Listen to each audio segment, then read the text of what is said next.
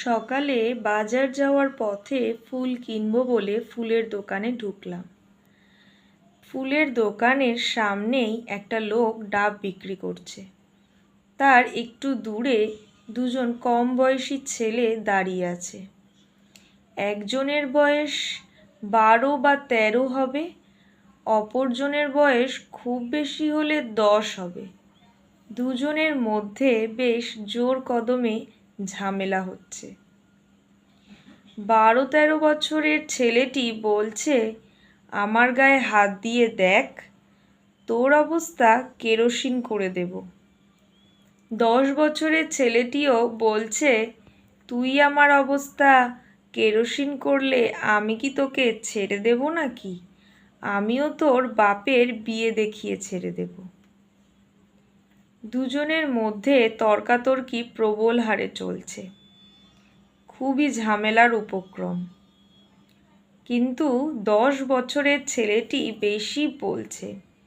তর্জন গর্জন প্রচুর করছে বটে, তবে হাতাহাতি এখনো শুরু হয়নি। আমি ফুল কেনা হয়ে গেলে মাসি আমার হাতে ফুলের প্যাকেটটা ধরিয়ে দিল।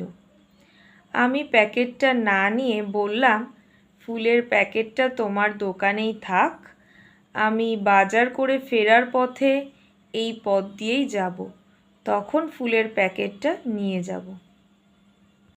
আমার কথা মতো ফুল বিক্রেতা মাসি ফুলের প্যাকেটটা রেখে দিল। সেই সময় তাকিয়ে দেখি ছেলে দুটির মধ্যে জোর ঝামেলা বেঁধে গেছে। এইবার হাতাহাতি হবার উপক্রম। আমি আর সময় নষ্ট না করে বাজারের দিকে রওনা দিলাম। 30 মিনিট পর বাজার থেকে ফেরার সময় মাসির কাছে গিয়ে ফুলের প্যাকেটটা নিলাম। ফুলের প্যাকেটটা হ্যান্ডেলে ঝুলিয়ে ভাবলাম একটা ডাব খেয়ে বাড়ি যাব। ডাব খেতে ডাবের দোকানে গেছি, দেখি সেই দুটি কম বয়সী ছেলে একটি ডাবের মধ্যে দুটি স্ট্র দিয়ে দুজন দুদিক থেকে খাচ্ছে। ডাব খেতে গিয়ে আমি তো অবাক। জিজ্ঞেস করলাম, কিরে, তোরা একটু আগে ঝগড়া করছিলি না? এখন একবারে সাপে নেউলের সম্পর্ক ছেড়ে দিয়ে দেখি হরিহর আত্মার মতো একই ডাব থেকে দুজন জল খাচ্ছিস। 10 বছরের ছেলেটি বলল, ও মিল হয়ে গেছে আমাদের। তা তুই তো তখন বললি ওর বাবার বিয়ে দেখিয়ে ছেড়ে দিবি। তা ওর বাবা যদি তোকে মারতে আসে, তখন তুই কি করবি?